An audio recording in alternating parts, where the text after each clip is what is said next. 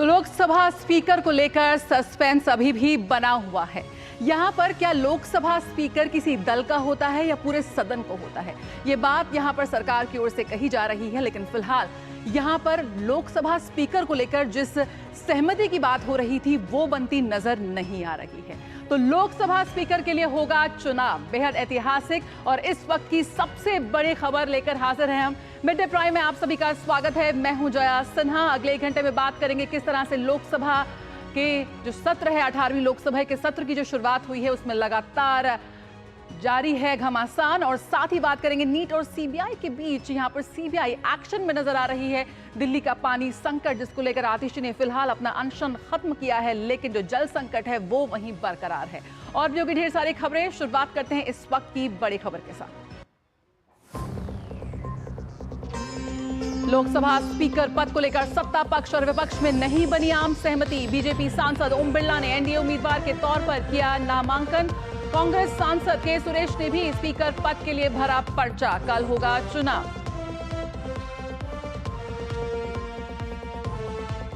Speaker पद को लेकर आम सहमति नहीं बनने पर एनडीए ने विपक्ष पर साधा निशाना। केंद्रीय मंत्री पीयूष गोयल ने विपक्ष पर लगाया सौदेबाजी का आरोप। चिराग पासवान ने कहा स्पीकर पद पर एनडीए उम्मीदवार की जीत सुनिश्चित। 1975 के आपातकाल को पीएम मोदी ने बताया लोकतंत्र पर स्याह धब्बा। कहा आपातकाल लगाने वालों को संविधान से लगाव का दिखावा करने का कोई अधिकार नहीं। कांग्रेस ने लोगों से उनकी आजादी छीनकर संविधान को किया तार-तार।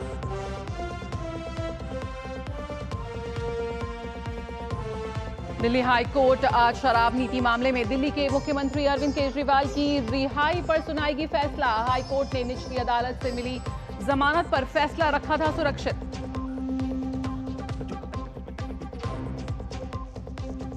दिल्ली समेत उत्तर भारत के कई राज्यों में बारिश और मानसून के कारण गर्मी से मिली राहत।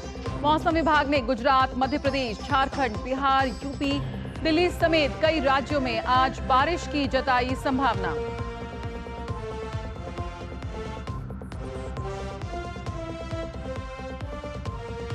अफगानिस्तान ने रचा इतिहास। आईसीसी T20 विश्व कप के सेमीफाइनल में बनाई जगह।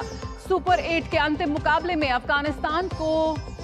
अफगानिस्तान ने दी शिकस्त बांग्लादेश।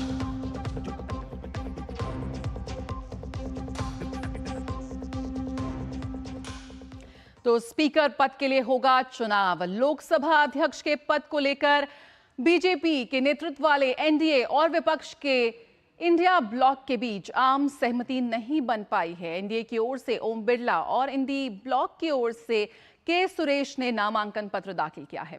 ऐसा तीसरी बार है जब लोकसभा अध्यक्ष पद के लिए चुनाव होगा। एनडीए नेताओं ने 18वीं लोकसभा के अध्यक्ष के लिए ओम बिरला के पक्ष में एक प्रस्ताव पत्र पर हस्ताक्षर किए हैं। ऐसे में यह तय माना जा रहा है कि इस बार लोकसभा में अध्यक्ष पद के लिए बुधवार को वोटिंग होने जा रही है। हालांकि सदन में संख्या बल की बात करें तो एनडीए गठबंधन के उम्मीदवार के तौर पर ओम बिरला का आसानी से चुनाव जीतना तय माना जा रहा है। नई सरकार के गठन के बाद लोकसभा में सरकार और विपक्ष के बीच ये पहला शक्ति प्रदर्शन होने जा रहा है। इससे पहले मंगलवार को तेजी से चले राजनीतिक घटनाक्रम में सत्तारूढ़ भाजपा ने सहयोगी दलों के साथ विचार विमर्श के बाद लोकसभा के नए अध्यक्ष के उम्मीदवार के तौर पर ओम बिरला का नाम फाइनल करा। तो 18वीं लोकसभा के अध्यक्ष पद के लिए अब होगा चुनाव, और कल होगा ये चुनाव। एनडीए की ओर से ओम बिरला ने नामांकन अपना भरा है। लोकसभा अध्यक्ष 17वीं लोकसभा के भी अध्यक्ष रह चुके हैं। एक नजर उनके राजनीतिक सफर पर डालते हैं। तो ओम बिरला का राजनीतिक सफर 2019 में आम सहमति से बने ये लोकसभा अध्यक्ष, और एक बार फिर इन्होंने यहाँ पर नामांकन भरा है। 2014 में पहली बार राजस्थान के कोटा बूंदी लोकसभा क्षेत्र से सांसद चुने गए थे, और 2003 से लेकर 2014 तक कोटा दक्षिण विधानसभा क्षेत्र से विधानसभा सदस्य रहे हैं। 1991 से 1997 तक भारतीय जनता युवा मोर्चा राजस्थान के प्रदेश अध्यक्ष रहे हैं। 1997 से 2003 तक भारतीय जनता युवा मोर्चा राजस्थान के राष्ट्रीय उपाध्यक्ष रहे और राष्ट्रीय सहकारी उपभोक्ता संघ लिमिटेड के उपाध्यक्ष भी रहे ओम बिरला। काफी लंबा इनका राजनीतिक सफर रहा है और 2024 में तीसरी बार लोकसभा सांसद चुने गए हैं। 2019 में आम सहमति से ये लोकसभा अध्यक्ष बने थे और 18वीं लोकसभा के अध्यक्ष पद के लिए भी उन्होंने अपना नामांकन भरा है। और अगर आप बात करें के सुरेश के राजनीतिक सफर के, तो 1979 में 9वीं लोकसभा के लिए पहली बार ये निर्वाचित हुए और 1991 में 10वीं लोकसभा के लिए पुनः निर्वाचित हुए। के सुरेश का राजनीतिक सफर 1996 में 11वीं लोकसभा के लिए तीसरी बार पुनः निर्वाचित हुए ये, और 1999 में 13वीं लोकसभा के लिए भी इन्होंने अपनी जीत दर्ज की। 2009 में 15वीं लोकसभा के लिए 5वीं बार हुए ये पुनः निर्वाचित। तो लगातार जीत के साथ इन्होंने अपना सफर आगे बढ़ाया है। 2014 में 16वीं लोकसभा के भी ये हिस्सा रहे थे और अब यहां पर विपक्ष की ओर से इन्हें स्पीकर पद के लिए नामांकित किया जा रहा है। केंद्रीय मंत्री राजनाथ सिंह ने राहुल गांधी के आरोप का जवाब दिया है। उन्होंने कहा कि कल से मल्लिकार्जुन खड़गे से 3 बार उनकी बातचीत हो चुकी है और हम उनका सम्मान करते हैं। दरअसल राहुल गांधी ने मल्लिकार्जुन खड़गे के अपमान का आरोप लगाते हुए कहा था कि कल शाम राजनाथ सिंह जी ने खड़गे को फोन किया था। खड़गे जी ने पूरे विपक्ष की तरफ से कहा था कि हम स्पीकर को समर्थन देंगे, लेकिन अभी तक राजनाथ सिंह जी ने खड़गे को कोई जवाब नहीं दिया। यहाँ तक खड़गे जी का प्रश्न है, एक सीनियर लीडर हैं, मैं उनका सम्मान करता हूँ। कल से लेकर आज तक उनसे 3 बार हमारी बात हुई है। तो यहाँ पर राजनाथ सिंह ने कहा कि 3 बार बात हो चुकी है उनकी कल से लेकर अब तक। स्पीकर पद को लेकर आम सहमति नहीं बनने पर एनडीए ने विपक्ष पर निशाना साधा है। केंद्रीय मंत्री पीयूष गोयल ने विपक्ष पर सौदेबाजी का आरोप लगाया है। चिराग पासवान ने कहा कि स्पीकर पद पर एनडीए उम्मीदवार की जीत सुनिश्चित है। कौन होगा वो पहले तय करें, फिर अध्यक्ष के लिए समर्थन मिलेगा। इस प्रकार की राजनीति को हम की निंदा करते हैं और मुझे लगता है कि अच्छी परंपरा ये रहती कि लोकसभा निर्विरोध एक सर्वसम्मति से अध्यक्ष चुनता, तो लोकसभा की भी मर्यादा अच्छी रहती, सभी पक्ष का उसमें योगदान रहता और स्पीकर वैसे भी किसी सत्तारूढ़ पार्टी या विपक्ष का नहीं होता है, वो पूरे सदन का होता है। वैसे ही उपाध्यक्ष भी कोई पार्टी या दल का नहीं होता है, पूरे सदन का होता है और इससे उसमें सदन की सहमति हो, ऐसे शर्तों के आधार पर कि किसी एक पर्टिकुलर व्यक्ति या पर्टिकुलर पक्ष का ही उपाध्यक्ष हो, वो लोकसभा की कोई परंपरा में नहीं बैठता। सर्व सहमति से ये किसी पक्ष का ये चुनाव नहीं होता है। स्पीकर का जो पद है वो पूरे सदन के लिए होता है। ऐसे में आज़ादी के बाद मुझे तो नहीं याद कि इस तरीके के पद को लेकर चुनाव हो, पर जिस तरीके से विपक्ष की इस बार भूमिका रही है और शर्तों के साथ जिस तरीके से विपक्ष सामने आया है कि आप डिप्टी स्पीकर के पद पर सहमति कीजिए, जबकि हम सब लोग उसके लिए चर्चा के लिए तैयार थे, पर उसके बावजूद शर्त रखना, उस पर अड़ना और इस तरीके से अपनी भूमिका को निभाना मुझे नहीं लगता कि उचित है। बहरहाल जीत सुनिश्चित है, अगर चुनाव ऐसा होता भी है उसमें कहीं कोई शंका की बात नहीं है। माननीय रक्षा मंत्री जी ने उनको कहा कि जब उपाध्यक्ष का चुनाव होगा तो हम निश्चित तौर पर हम सभी लोग बैठ के बात करके उपाध्यक्ष तय करेंगे, लेकिन वो शर्त पर अड़े रहे और शर्तों के आधार पर वो लोकतंत्र चलाना चाहते हैं, दबाव की राजनीति करना चाहते हैं। तो ये लोकतंत्र में नहीं चलता है, दबाव की राजनीति नहीं चलती। अगर समर्थन है और जब रक्षा मंत्री जी ने उनसे ये वादा किया कि हम लोग सब लोग बैठेंगे, वहाँ गृह मंत्री जी भी थे, भारतीय जनता पार्टी के अध्यक्ष माननीय नड्डा साहब भी थे, सब लोगों की उपस्थिति में हम सब लोग वहाँ थे। हम सब लोगों के उपस्थिति में माननीय रक्षा मंत्री जी ने कहा कि जब उपाध्यक्ष का चुनाव होगा हम निश्चित तौर पर बात करके करेंगे। लोकतंत्र में आखिर होता क्या है? लोकतंत्र में बातचीत से रास्ता निकलता है। तो दबाव की राजनीति कर रहा है क्या विपक्ष? शैलेंद्र मिश्र हमारे साथ जुड़ रहे हैं और जानकारी के साथ। तो शैलेंद्र, आखिर बात यहां पर चुनाव तक आ ही पहुंची। जिस सहमति की बात हो रही थी वो बनती नजर नहीं आई। सबसे पहले जो पूरा घटनाक्रम घटा है कल से, फोन किया नहीं किया, इसको लेकर थोड़ी स्पष्टता यहां पर आप दर्शकों को दें कि किस तरह से विपक्ष जो ये शर्त रख रहा है वो कितनी जायज नजर आ रही है। देखिए, कल राजनाथ सिंह रक्षा मंत्री को ये जिम्मेदारी दी गई थी एनडीए की तरफ से कि वो सहयोगी दलों के साथ साथ जो विपक्ष के नेता हैं उनसे बातचीत करें। खुद राजनाथ सिंह ने 3 बार फ़ोन किया, उन्होंने इस बात की जानकारी भी दी और विपक्ष की तरफ से कहा गया कि वो इस बात को लेकर तैयार है कि लोकसभा अध्यक्ष पर एक सर्वसम्मत से फैसला हो और एनडीए का उम्मीदवार ही सिर्फ हो, विपक्ष उम्मीदवार नहीं लाएगा। हालांकि ये कहा गया कि उपाध्यक्ष का पद होना चाहिए इस बार, उस पर जरूर कोई नियुक्ति होनी चाहिए, ये एक डिमांड सी रखी गई और इसको लेकर एक चर्चा हो, ये सत्ता पक्ष की तरफ से कहा गया था कि ठीक है, इस पर हम बातचीत करेंगे, एक सहमति बन जाए लोकसभा अध्यक्ष के पद को लेकर। इस वक्त कुछ कह रहे हैं, आइए उनको सुन लेते हैं। किरेन रिजिजू इस वक्त क्या कुछ कह रहे हैं? वहाँ कांग्रेस के नेता ने आकर के कंडीशन लगाया कि अब डिप्टी स्पीकर पोस्ट देने से तब हम स्पीकर को समर्थन करेंगे।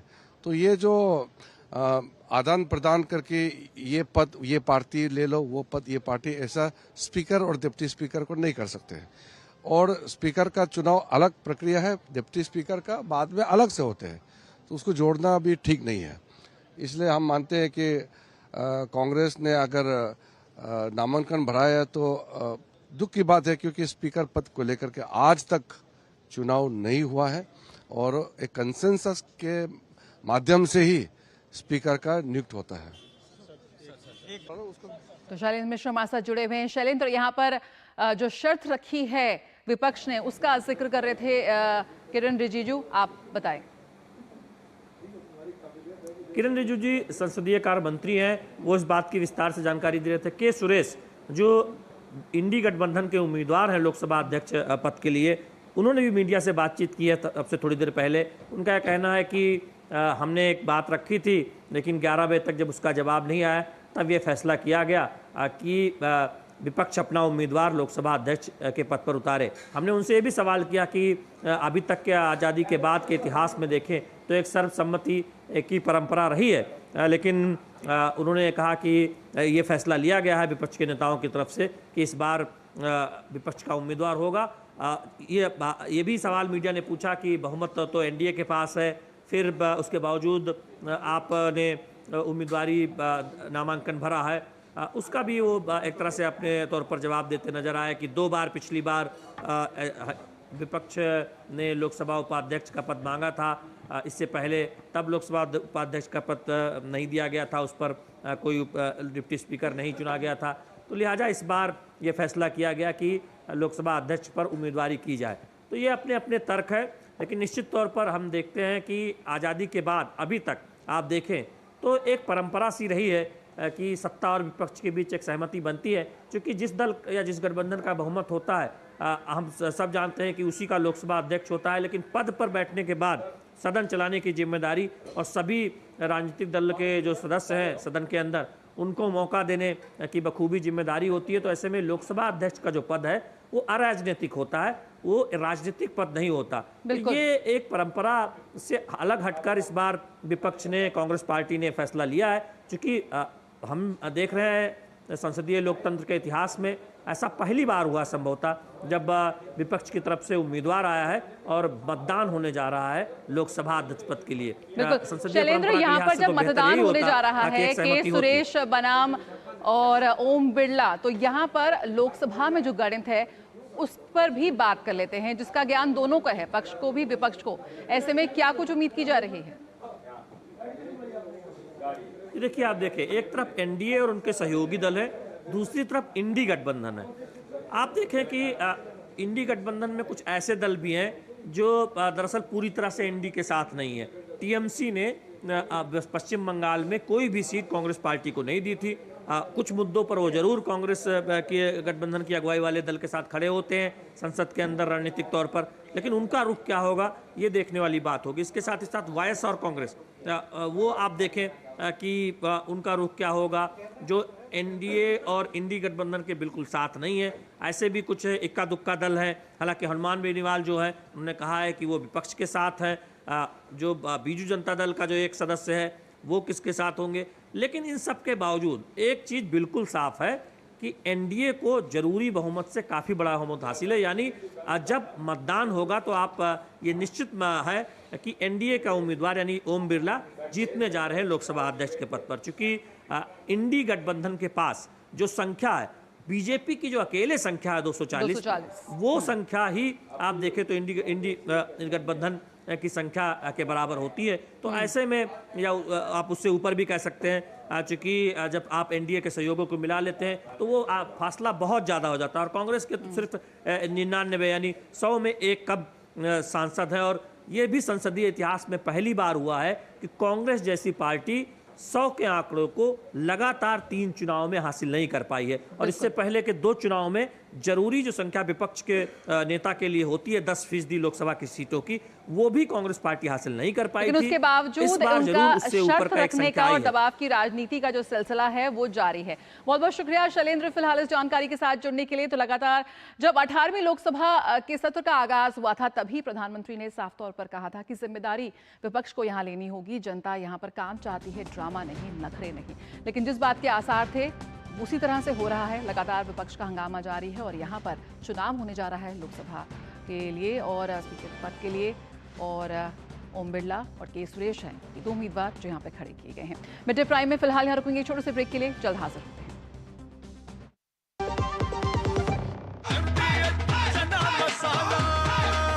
अब छोलिया हो या लोबिया, सफेद चने या काले चने, सब कुछ मजेदार बने। डॉक्टर ऑर्थो ऑयल के रेगुलर मसाज से जॉइंट हेल्थी रहते हैं। और अगर प्रॉब्लम बहुत पुरानी है तो डॉक्टर ऑर्थो कैप्सूल्स साथ लेना ना भूलें। अब दर्द भी घुटने टेकेगा। तुझे तगड़ा इंसेंटिव मिला है। क्या प्लान है? सोच रहा हूँ गवर्नमेंट सिक्योरिटीज में इन्वेस्ट करूं। बिल्कुल सही सोच रहे हैं आप।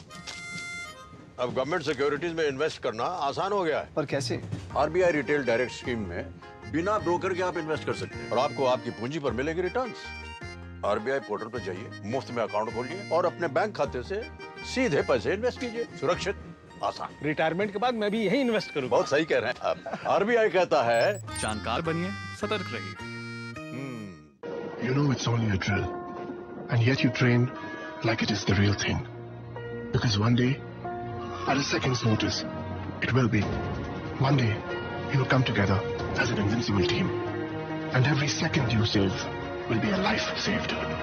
The Indian Air Force is looking for an exceptional team, a team that is truly a cut above.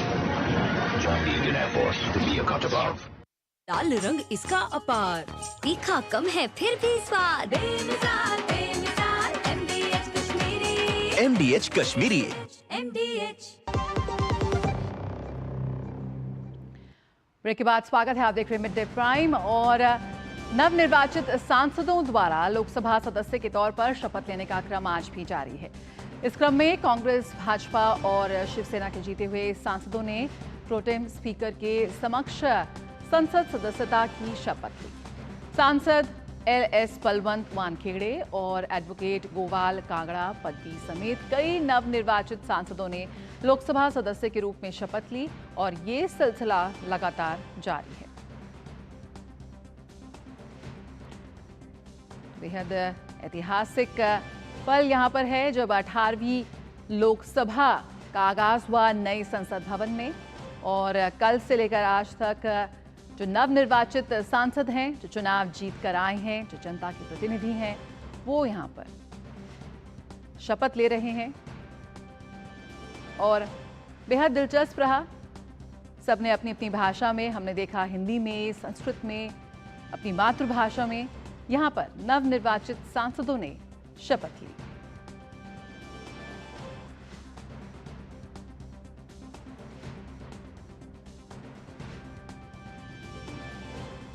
और अब बात आपातकाल की, लोकतंत्र पर काला धब्बा।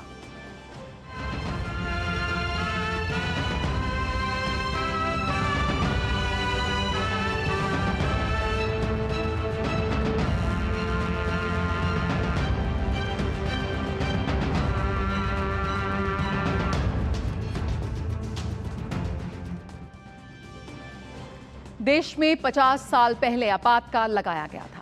1975 के आपातकाल के खिलाफ भारतीय जनता पार्टी आज राष्ट्रव्यापी कार्यक्रम की शुरुआत कर रही है, जिसके तहत कांग्रेस के अधिनायकवाद और संविधान के प्रति उनकी अवहेलना को उजागर करेगी। नई दिल्ली स्थित पार्टी मुख्यालय में लोकतंत्र के काले दिन शीर्षक से मुख्य कार्यक्रम हो रहा है। भाजपा के नेता, पदाधिकारी और कार्यकर्ता 1975 में आपातकाल लगाए जाने के विरोध में देश भर में कार्यक्रमों में भाग ले रहे हैं। इस दौरान वे इस बात को उजागर करेंगे कि कैसे कांग्रेस ने संविधान का गला घोंटा, नागरिकों को उनके अधिकारों से वंचित किया। कल 18वीं लोकसभा के पहले सत्र से पहले प्रधानमंत्री नरेंद्र मोदी ने आपातकाल को लेकर कांग्रेस पर निशाना साधते हुए इसे लोकतंत्र पर काला धब्बा बताया था, जब संविधान को त्याग दिया गया था।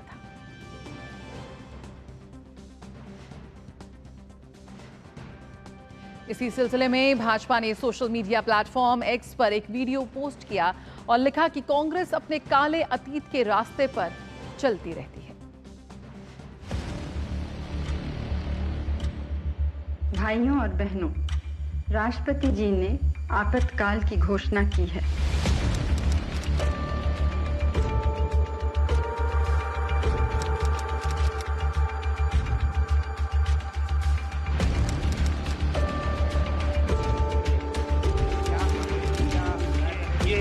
ये बीजेपी वाला क्वेश्चन है।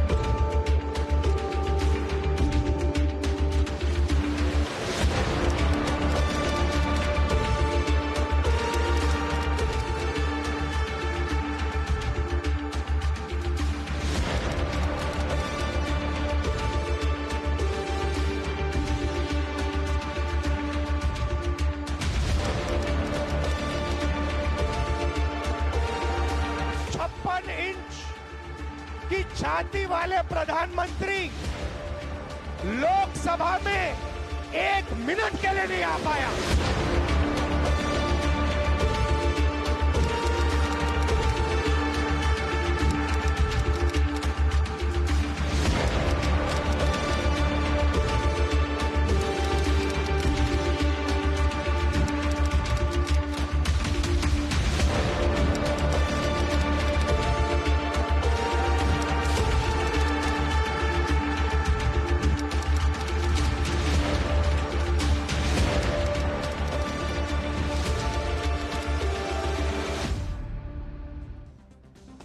भाजपा ने यहां पर एक वीडियो साझा किया है और बीजेपी के आपातकाल के खिलाफ बीजेपी का अभियान जारी है। बीजेपी का आपातकाल के खिलाफ अभियान जारी है। साथ ही साथ कई कार्यक्रम यहां पर देश भर में आयोजित किए जा रहे हैं। हमारे संवाददाता निशांत राय इस वक्त हमारे साथ जुड़ रहे हैं। निशांत, यहां पर उस काले अध्याय को लेकर बीजेपी काफ़ी मुखरता से अपनी बात रख रही है और लगातार वो इस बात को उठाती आई है और एक बार फिर यहाँ पर ढेरों कार्यक्रमों का आयोजन किया जा रहा है। प्रधानमंत्री ने भी इसका जिक्र किया था। क्या कुछ आप देख रहे हैं?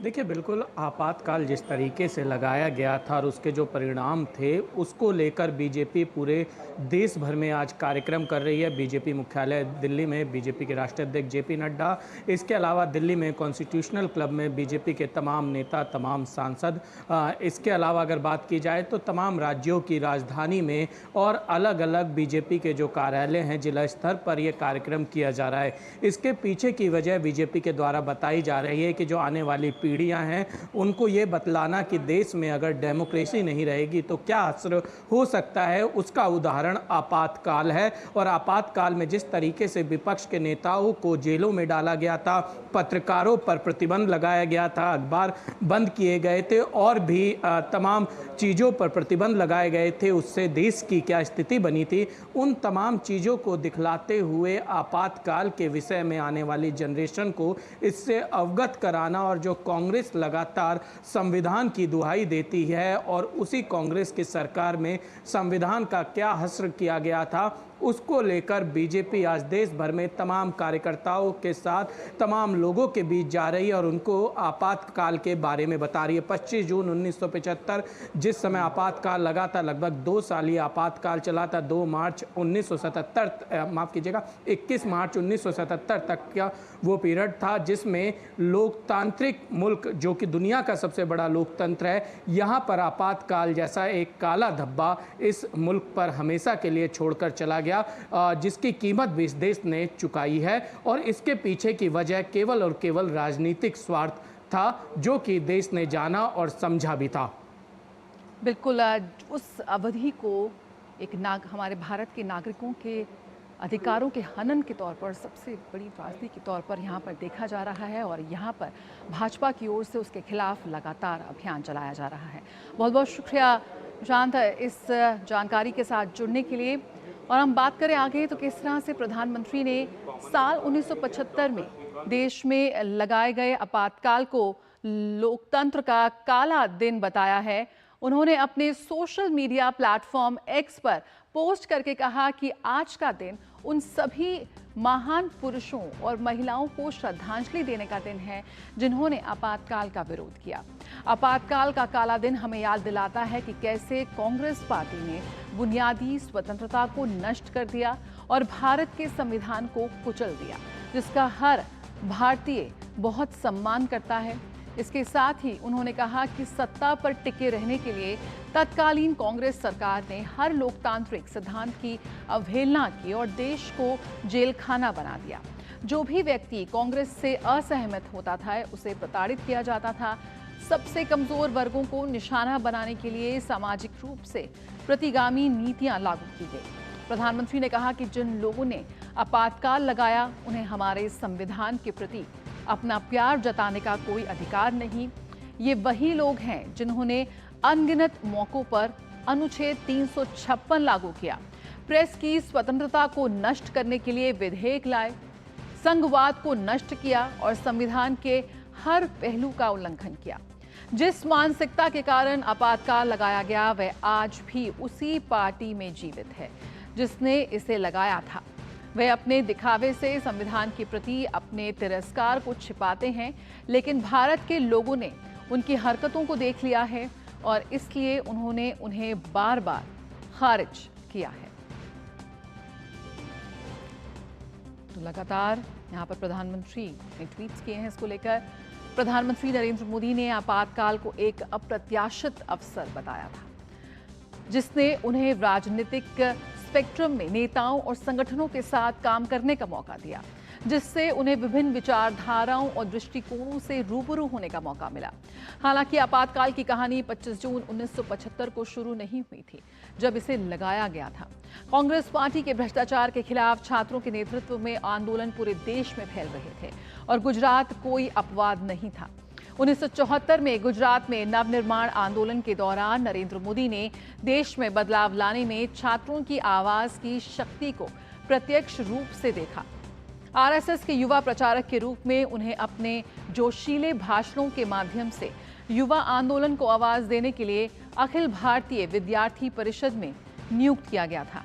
इस मौके पर उन्होंने लिखा था कि जब कर्तव्य ने पुकारा तो कदम कदम बढ़ गए, जब गूंज उठा नारा भारत मां की जय, तब जीवन का मोह छोड़ प्राण पुष्प चढ़ गए। कदम कदम बढ़ गए, टोलियों की टोलियां जब चल पड़ी यौवन की तो चौखट चरमरा गए, सिंहासन हिल गए। प्रजातंत्र के पहरेदार सारे भेदभाव तोड़, सारे अभिनिवेश तो छोड़ मंजिलों पर मिल गए। चुनौती की हर पंक्ति को सब एक साथ पढ़ गए, कदम कदम बढ़ गए। सारा देश बोल उठा जय प्रकाश जिंदाबाद, तो दहल उठे तानाशाह भुखटियों तन गई, लाठियां बरस पड़ी सीनों पर माथे पर। तो इस कविता को यहां पर साझा किया है प्रधानमंत्री नरेंद्र मोदी ने और आपातकाल को लेकर जो उस वक्त उनकी पीड़ा रही उसको साझा किया है। आपातकाल के बारे में केंद्रीय गृह मंत्री अमित शाह ने अपने सोशल मीडिया प्लेटफॉर्म एक्स पर लिखा कि देश में लोकतंत्र की हत्या और उस पर बार बार आघात करने का कांग्रेस का लंबा इतिहास रहा है। साल 1975 में आज के ही दिन कांग्रेस के द्वारा लगाया गया आपातकाल इसका सबसे बड़ा उदाहरण है। अहंकार में डूबी निरंकुश कांग्रेस सरकार ने एक परिवार के सत्ता सुख के लिए 21 महीनों तक देश में सभी प्रकार के नागरिक अधिकार निलंबित कर दिए थे। इस दौरान उन्होंने मीडिया पर सेंसरशिप लगा दी थी, संविधान में बदलाव किए और न्यायालय तक के हाथ बांध दिए थे। आपातकाल के खिलाफ संसद से सड़क तक आंदोलन करने वाले असंख्य सत्याग्रहियों, समाज सेवियों, श्रमिकों, किसानों, युवाओं व महिलाओं के संघर्ष को नमन करता हूं।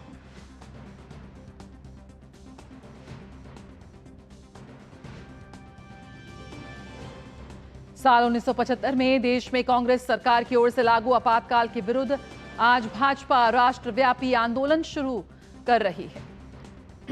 रक्षा मंत्री राजनाथ सिंह ने आपातकाल के संबंध में सोशल मीडिया प्लेटफॉर्म एक्स पर लिखा कि आज के दिन ठीक 49 साल पहले भारत में तत्कालीन कांग्रेस सरकार द्वारा आपातकाल लगाया गया था। आपातकाल हमारे देश के लोकतंत्र के इतिहास का वह काला अध्याय है जिसे चाहकर भी भुलाया नहीं जा सकता। सत्ता के दुरुपयोग और तानाशाही का जिस तरह खुला खेल उस दौरान खेला गया, वह कई राजनीतिक दलों की लोकतंत्र के प्रति प्रतिबद्धता पर बहुत बड़ा सवालिया निशान खड़ा करता है। यदि आज इस देश में लोकतंत्र जीवित है तो उसका श्रेय उन लोगों को जाता है जिन्होंने लोकतंत्र की बहाली के संघर्ष किया, उसके लिए जेल गए और ना जाने कितनी शारीरिक और मानसिक यातना से उन्हें गुजरना पड़ा। भारत की आने वाली पीढ़ियां उनके संघर्ष और लोकतंत्र की रक्षा में उनके योगदान को याद रखेंगी। केंद्रीय स्वास्थ्य मंत्री और बीजेपी अध्यक्ष जेपी नड्डा ने अपने सोशल मीडिया हैंडल एक्स पर लिखा, ये वह दिन है जब कांग्रेस पार्टी के आपातकाल लगाने के राजनीतिक रूप से प्रेरित फैसले ने हमारे लोकतंत्र के स्तंभों को हिला दिया था और डॉक्टर अंबेडकर द्वारा दिए गए संविधान को कुचलने की कोशिश की थी। इस दौरान जो लोग आज भारतीय लोकतंत्र के संरक्षक होने का दावा करते हैं, उन्होंने संवैधानिक मूल्यों की रक्षा में उठने वाली आवाजों को दबाने में कोई कसर नहीं छोड़ी। आज हम अपने महान नायकों द्वारा किए गए बलिदान को याद कर रहे हैं, उनकी याद दिला रहे हैं, जो आपातकालीन के काले दिनों के दौरान बहादुरी से लोकतंत्र के संरक्षक के रूप में खड़े रहे। मुझे गर्व है कि हमारी पार्टी उस परंपरा से जुड़ी है जिसने आपातकाल का डटकर विरोध किया और लोकतंत्र की रक्षा के लिए काम किया। विदेश मंत्री एस जयशंकर ने 1975 में देश पर लगाए गए आपातकाल के काले दिनों को याद किया। उन्होंने सोशल मीडिया प्लेटफॉर्म एक्स पर लिखा कि आपातकाल की घोषणा पर भारतीय लोकतंत्र के काले दौर और उस चुनौती का विरोध करने वाले द्वारा दिखाए गए साहस को याद करें। राष्ट्र की सामूहिक प्रतिक्रिया ने हमारी पीढ़ी को परिभाषित किया है। यह हमारे लोकतंत्र की रक्षा, संरक्षण और संघर्ष के लिए काम करने रहने की आवश्यकता को निरंतर याद दिलाता रहेगा। केंद्रीय सूचना और प्रसारण मंत्री अश्विनी वैष्णव ने आपातकाल को लेकर कांग्रेस पर निशाना साधा। उन्होंने अपने सोशल मीडिया प्लेटफॉर्म एक्स पर एक वीडियो पोस्ट कर कांग्रेस को तानाशाह बताया। लगाया गया आपातकाल अभिव्यक्ति की स्वतंत्रता पर एक कुठाराघात जैसा था। इसके तमाम उदाहरण इतिहास के पन्नों में दर्ज हैं। अखबार छापने वाले दफ्तरों की बिजली काट दी गई। मीडिया पर कांग्रेसी सेंसरशिप लागू हो चुकी थी। अधिकारियों को अखबारों के दफ्तरों में सिर्फ इसलिए बिठाया जाता था ताकि कोई सरकार के विरुद्ध खबर न छापे। द इंडियन एक्सप्रेस के तत्कालीन संपादक रामनाथ गोयनका ने इसके विरोध में संपादकीय का पन्ना ही खाली छाप दिया था। 3800 से ज्यादा अखबार जब्त कर लिए गए। 327 से ज्यादा पत्रकारों को मीसा कानून के तहत जेल में डाल दिया गया। 290 अखबारों में सरकारी विज्ञापन बंद कर दिए गए। 7 विदेशी संवाददाताओं को भारत से बाहर निकाल दिया गया। लेकिन इंदिरा का अहंकार अपने चरम पर था, जिससे कला क्षेत्र भी अछूता नहीं रहा। इंदिरा गांधी ने अपने विश्वास पात्र नेता विद्याचरण शुक्ल के माध्यम से प्रसिद्ध अभिनेता मनोज कुमार और किशोर कुमार को कांग्रेस का समर्थन न करने की सजा दी थी। मनोज कुमार की फिल्म शोर को रिलीज के 2 हफ्ते पहले दूरदर्शन पर प्रसारित कर दिया गया। वहीं किशोर कुमार के गानों को आकाशवाणी से प्रतिबंधित कर दिया गया। 1978 की फिल्म किस्सा कुर्सी का के सारे प्रिंट जला दिए गए। आज उसी कांग्रेस पार्टी के नेता संविधान की दुहाई देते हुए जनता के जनादेश को नकारने का प्रयास करते हैं। ये कांग्रेस का इतिहास है। आज सत्ता की बेचैनी में वो देश को उसी आपातकाल की तरफ धकेलने के प्रयास में हैं।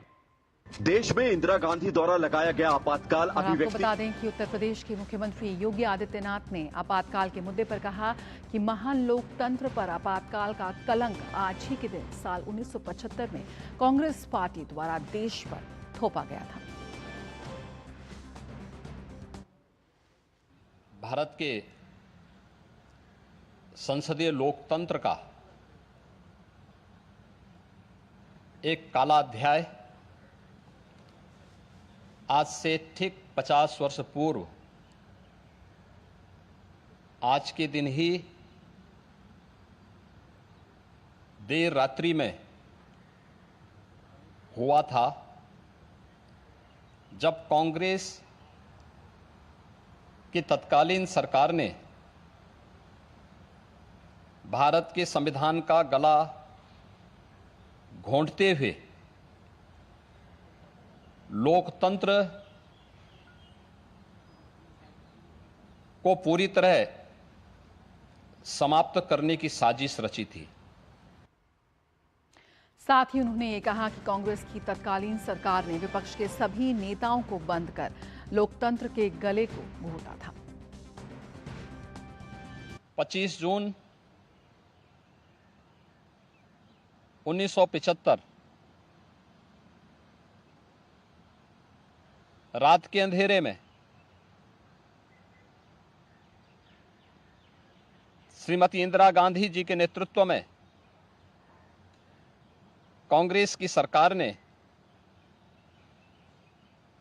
कैसे भारत के लोकतंत्र को नष्ट करने का प्रयास किया था। उस समय के सभी विपक्षी दलों के नेताओं को,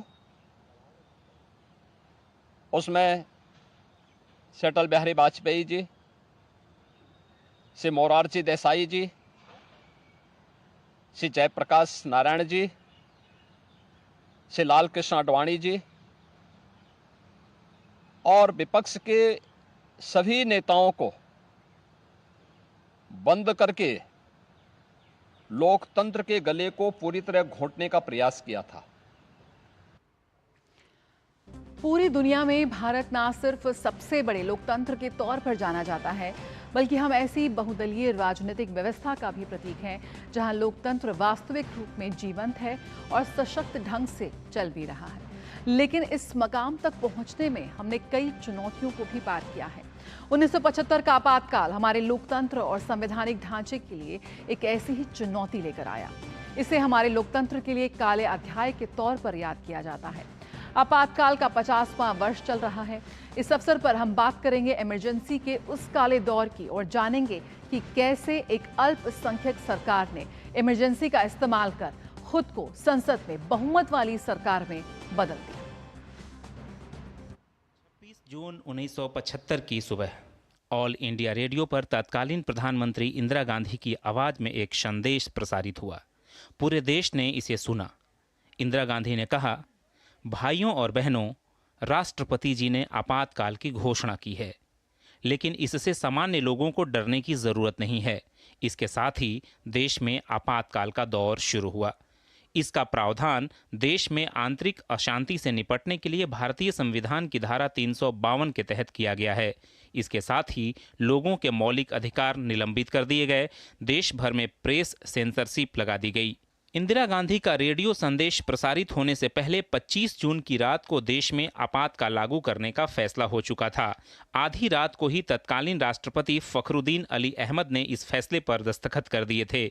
आपातकाल लागू होते ही विपक्ष के तमाम नेताओं को गिरफ्तार करके जेलों में डाल दिया गया। आपातकाल 21 मार्च 1977 तक जारी रहा। इन 21 महीनों के समय को भारतीय लोकतंत्र के सबसे बुरे काल में गिना जाता है। मैं खुद इस बात का गवाह हूँ। 25 जून 1975 उस बुढ़े राष्ट्रपति को जगाकर फखरुद्दीन अली अहमद को इंदिरा गांधी ने दस्तखत कराया इमरजेंसी में, और एक दस्तखत से सारे भारत की आज़ादी की भी जो उपलब्धियाँ भी थी ख़त्म कर दिया, तानाशाही कर दी। यहाँ तक अटॉर्नी जनरल ने कहा लोकसभा सुप्रीम कोर्ट में कि पुलिस को अधिकार है किसी को भी शूट करके मार डालने का, कोई उसका दायित्व कहीं नहीं है, कोई जिम्मेदारी नहीं होगी।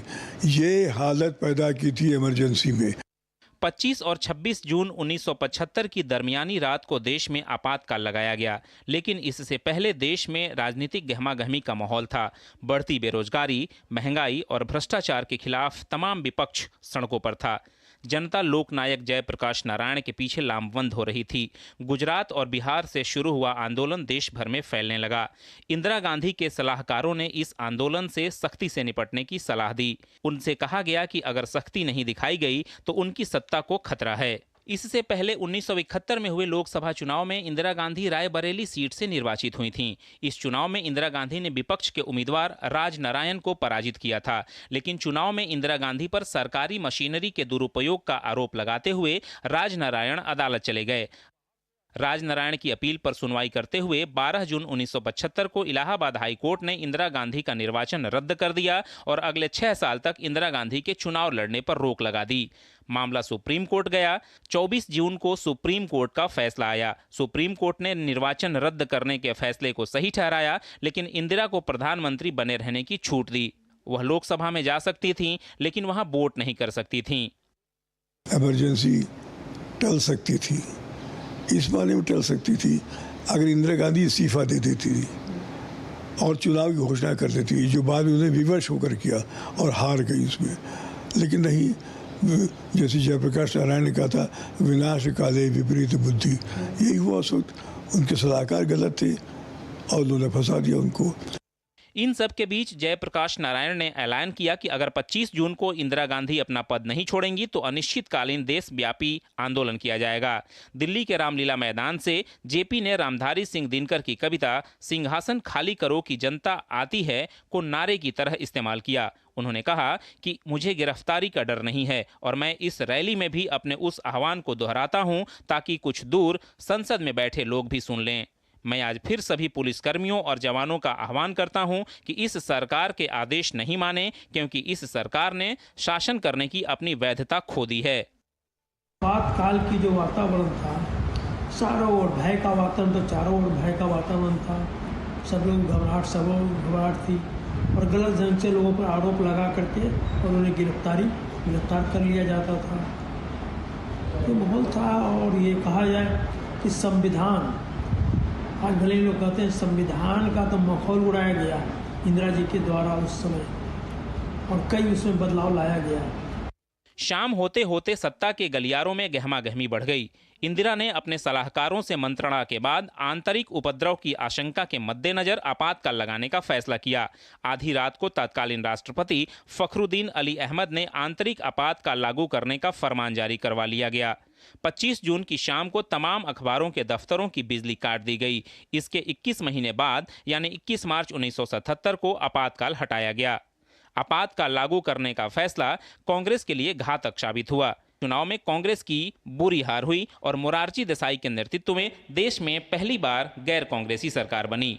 Bureau report, DD news.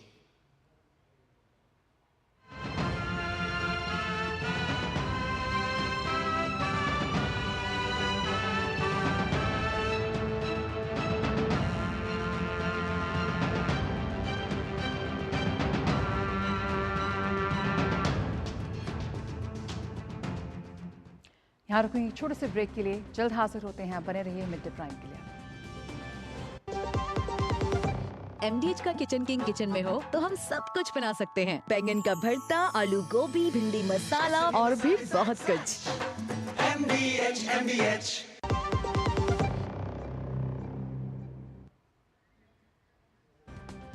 Speaker पद के चुनाव को लेकर प्रतिक्रियाओं का दौर जारी है। केंद्रीय मंत्री प्रहलाद जोशी ने कहा कि राजनाथ सिंह और अमित शाह ने स्पीकर पद को लेकर विपक्ष से बात की, लेकिन विपक्ष शर्तों के आधार पर समर्थन देने की बात कर रहा था, जो संसदीय प्रजातंत्र में गलत है। आज स्पीकर के पद पर प्रपोजल मूव करना था, तो उससे पहले माननीय राजनाथ सिंह जी, माननीय अमित शाह जी विपक्ष के प्रमुख लोगों से बात की, लेकिन दुर्भाग्यपूर्ण बात यह है कि उन लोग वो प्री कंडीशन लगा के, पूर्व शर्त लगा के हम सपोर्ट करेंगे ऐसे बोल रहे हैं। संसदीय प्रजाप्रभुत्व में ऐसे कभी भी हो नहीं सकता है। विपक्ष के द्वारा लोकसभा स्पीकर पद के लिए के सुरेश को उम्मीदवार बनाने पर केंद्रीय मंत्री राममोहन नायडू ने कहा कि विपक्ष ने स्पीकर के लिए उम्मीदवार खड़ा कर अच्छा नहीं किया है। उन्होंने कहा कि सदन शर्तों से नहीं चलता। टीडीपी ने डिप्टी स्पीकर के किसी पद की डिमांड नहीं की है। केंद्रीय मंत्री राममोहन नायडू जी हमारे साथ हैं। नायडू जी, स्पीकर को लेकर विपक्ष उम्मीदवार खड़ा कर रहा है, किस तरीके से आप इसको देखते हैं? ये अच्छी परंपरा नहीं है। पहले भी देखिए, स्पीकर सारे दलों का होता है, ये गवर्नमेंट का या विपक्ष का नहीं होता। तो सारे दल को एकजुट होकर एक कंसेंसस के साथ उनको प्रपोज करना चाहिए। उसी सोच के साथ हमने ओम बिरला जी को रखा और राजनाथ जी में भी ओपोजिशन को रीच आउट किया, उनके साथ बात हुई कि आप सपोर्ट कीजिएगा। ये पहले भी कर चुके हैं, सबके लिए एक अच्छा स्पीकर रह चुके हैं, सदन को भी अच्छा चलाए, विपक्ष को भी बहुत सम्मान दिया उन्होंने। तो उस तरह के व्यक्ति को वो तिरस्कार कर अभी उसमें भी चुनाव लेके आके राजनीति करना, ये लोकतंत्र के लिए अच्छा नहीं है, सदन के लिए भी अच्छा नहीं। नायडू जी, विपक्ष कह रहा है कि वो डिप्टी स्पीकर की मांग कर रहा था, लेकिन सरकार ने कोई पॉजिटिव रिस्पॉन्स नहीं किया। देखिए, मांग करने में कोई दिक्कत नहीं है, मांग कर सकते हैं, पर उसी के साथ कंडीशन रखना ये अच्छी बात नहीं है कि आप यही करिए तभी ये करेंगे। ये लोकतंत्र ऐसे चलता है क्या? अब जब बारी डिप्यूटी स्पीकर की आएगी, हम तो इतना विश्वास दिला रहे हैं एनडीए की तरफ से कि सबके साथ मिलकर निर्णय लेंगे। आपकी भी जो राय होंगी विपक्ष दलों की, वो राय लेकर ही उसके बाद निर्णय लेंगे। तो इतना तो मान लेना चाहिए। डिप्टी स्पीकर टीडीपी का होगा? नहीं, ये मांग हमने नहीं। तो ये थे हमारे साथ केंद्रीय मंत्री राममोहन नायडू जी, जिनका कहना है कि विपक्ष ने जिस तरीके से उम्मीदवार खड़ा किया है, ये लोकतंत्र के लिए अच्छा नहीं है। वीडियो जर्नलिस्ट प्रमोद नेगी के साथ निशांत राय, डीडी न्यूज़, दिल्ली। और यहाँ रुकेंगे एक और छोटे से ब्रेक के लिए, जल्द हाजिर होते हैं। अब तक टेस्टी राजमा बनाना नहीं आया। बिना MDH राजमा मसाला के टेस्टी राजमा कैसे बनेगा? MDH राजमा मसाला। क्या स्वादिष्ट राजमा बनाए। MDH। घुटना, कंधा या कमर, चाहे जैसा हो दर्द, डॉक्टर ऑर्थो आपको देता है दर्द से पूरी आजादी। ये कोई टेम्पररी पेन किलर नहीं, आयुर्वेदिक औषधि है।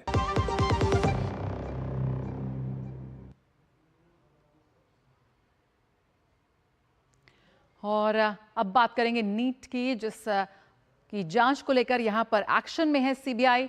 नीट पेपर लीक मामले में सीबीआई एक्शन में नजर आ रही है। आज सुबह पटना के एसएसपी जांच एजेंसी सीबीआई के कार्यालय पहुंचे। बताया जा रहा है कि सीबीआई ने उनसे कई अहम जानकारी ली। करीब 1.5 घंटे की पूछताछ के बाद वो सीबीआई ऑफिस से बाहर निकले। दूसरी तरफ नीट पेपर लीक के मास्टरमाइंड संजीव मुखिया की अग्रिम जमानत याचिका पर आज कोर्ट सुनवाई करेगा।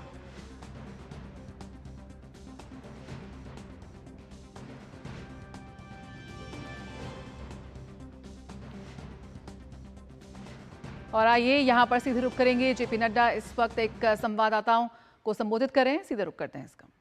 प्रजातंत्र के लिए, सजग प्रजातंत्र के लिए आवश्यक है। इस बात को ध्यान में रखते हुए आज हम सब लोग यहाँ पर एकत्र आए हैं। हम अभी 18वीं लोकसभा का गठन और देश का चुनाव का सबसे बड़ा पर्व हम मना करके आए हैं। सबसे पहले तो हमको ये समझना पड़ेगा कि हमारा देश, जिसे हम मदर ऑफ डेमोक्रेसी कहते हैं, और जो लगभग 1100 साल पहले का भी है, जो चित्र हम सबको देखने को मिलता है, जिसमें उत्तरा मेरू स्थान पर प्रजातंत्र की बुनियादी बातों का हमको जिक्र मिलता है। और इसीलिए हम गौरव के साथ कहते हैं कि डेमोक्रेसी कोई वेस्टर्न वर्ल्ड की देन नहीं है, मदर ऑफ डेमोक्रेसी रही है तो वो भारत रही है। और ऐसे प्रजातंत्र को का गला घोटने का काम कांग्रेस पार्टी ने किया, वो भी हमको ध्यान में रखना चाहिए। लेकिन हम सबको यह भी मालूम है कि देश उसके खिलाफ खड़ा हुआ और हम लोगों ने डट करके उसका विरोध किया, और उसी का नतीजा है कि प्रजातंत्र भी बहाल हुआ और आज दुनिया का सबसे बड़ा लोकतंत्र का चुनाव भी अभी हम संपन्न करके 18वीं लोकसभा बना रहे हैं। मित्रों,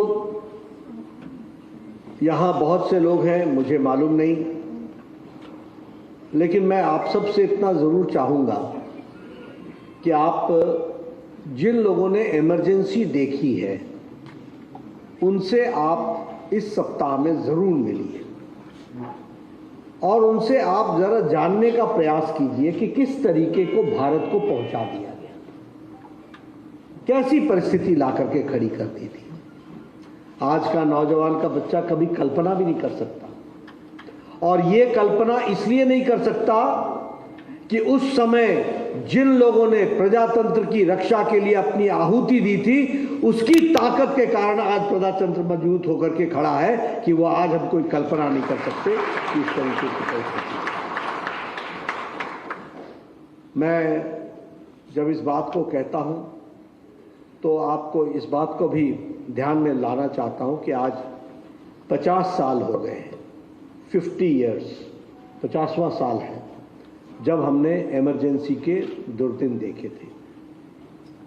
आप कल्पना नहीं कर सकते हैं, एक रात में 9,000 लोगों को उठा लिया गया, एक रात में। और किनको उठाया गया? कोई देश का नेता, प्रमुख नेता बचा नहीं। मोरारजी देसाई, मोहन धारिया, अटल बिहारी वाजपेयी, लाल कृष्ण आडवाणी, ऐसी लंबी श्रृंखला है जिनको उसी रात उठा लिया गया और उनको जेल में एक दिन नहीं, 2 दिन नहीं, 19 महीने से ज्यादा रहना पड़ा, 19 महीने से ज्यादा रहना पड़ा। यह परिस्थिति लाकर के खड़ी की।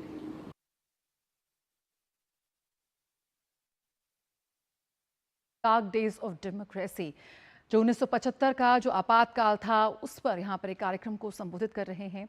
जैसा हमने आपको बताया कि इस वक्त देश भर में ऐसे कई कार्यक्रम किए जा रहे हैं जहाँ पर उस वक्त आपातकाल के सेनानियों को नमन कर रहे हैं भाजपा, और साथ ही उस वक्त जो घटनाएं घटी उसका यहाँ पर ब्यौरा दे रहे थे। और यहाँ पर भी संवाददाताओं से वो बात करते कह रहे थे कि उन्हें जानना चाहिए कि किस तरह से उस वक्त नागरिक के अधिकारों का हनन हुआ।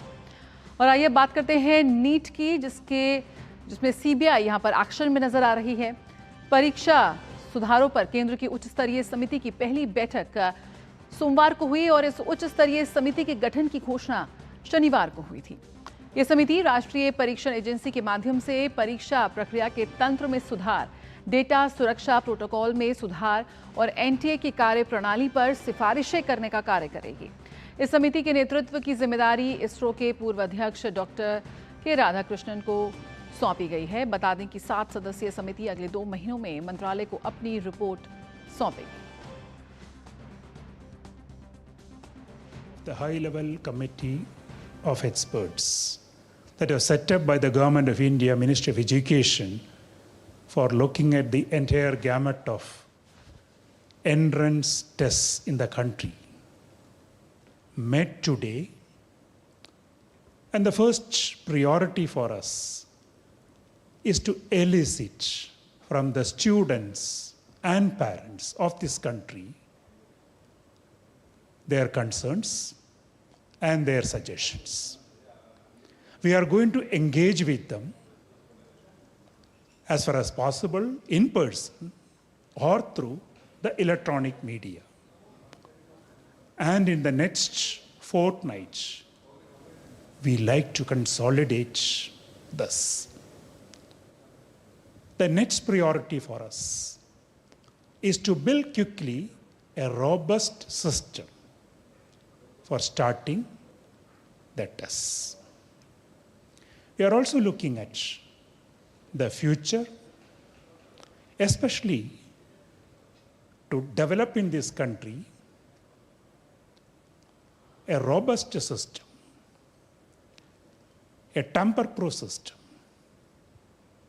the system with zero error, and a system that will lessen the difficulties and stress for the students with adequate flexibility built into it. और अब बात कर लेते हैं राजधानी दिल्ली के जल संकट की। राजधानी दिल्ली में पानी की कमी की समस्या लगातार बनी हुई है। दिल्ली के अलग अलग इलाकों में लोग बामुश्किल टैंकर के सहारे पानी की जरूरतों को पूरा कर रहे हैं। बावजूद इसके लोगों को पानी पीने के लिए साफ पानी नसीब नहीं हो रहा है। हमारे सहयोगी पराक्रम सिंह शेखावत ने दिल्ली के चिल्ला गांव में लोगों को हो रही पानी की समस्या का जायजा लिया। 25 जून 1975 को आज ही के दिन हमारे देश में आपातकाल लगा था, जब भारत के लोकतंत्र में एक काली स्याही का धब्बा लगा था। एक तरीके से एक आपातकाल आज फिर है और वो आपातकाल पानी को लेकर है। दिल्ली की 28 लाख से ज्यादा जनता पानी को लेकर परेशान है और ये समस्या अब भी बनी हुई है। इस वक्त हम मौजूद हैं मयूर विहार के चिल्ला गांव में। मेरे पीछे पानी का टैंकर है। हमारे साथ कुछ लोग हैं। भाई साहब, छोटे छोटे बच्चे भी आपके साथ में आए, कहाँ से आए आप लोग? हम चिल्ला गांव से आए, लेकिन बहुत समस्या है सर जी। पानी कभी मिलता है, कभी नहीं मिलता, कभी टैंकर आता है, कभी नहीं आता। छोटे छोटे बच्चे हैं, गर्मी का सीजन है सर जी, पानी बहुत जरूरत होती है पानी की। तो आप इस तरीके से रोज ये रेहड़ी लेके और पानी इसमें भरते हैं? रोज भरते हैं, कई बार दूर से बहुत दूर से भर के लाना पड़ता है जब नहीं मिलता है। दिल्ली को लेकर के जो जल संकट है, हर साल ये स्थिति बनती है। अभी तो पानी की कमी है, लोग परेशान हो रहे हैं, इसका समाधान क्या है? मैं 38 साल से दिल्ली में देख रहा हूँ कि जनता त्राय करती चली आ रही है।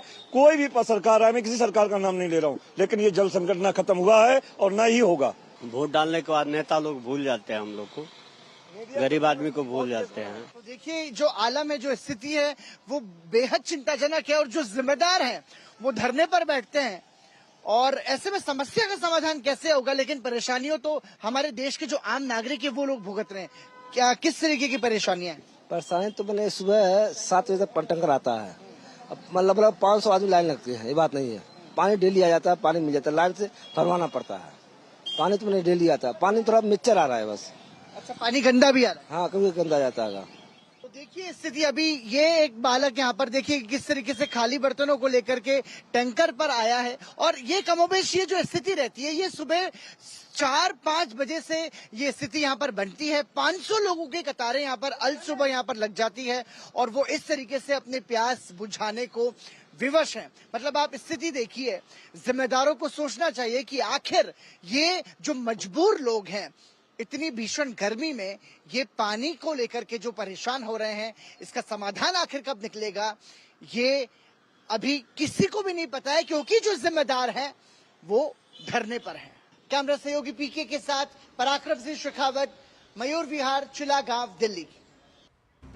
तो राजधानी दिल्ली का ये आलम है, जहां पर बूंद बूंद पानी के लिए तरसते नजर आ रहे हैं राजधानी के लोग। और अनशन तो फिलहाल यहाँ पर खत्म हुआ है जल मंत्री का, लेकिन किसी तरह का कोई समाधान फिलहाल निकलता नहीं नजर आ रहा है। मिड डे प्राइम में फिलहाल इतना ही, मुझे दीजिए इजाजत, नमस्कार।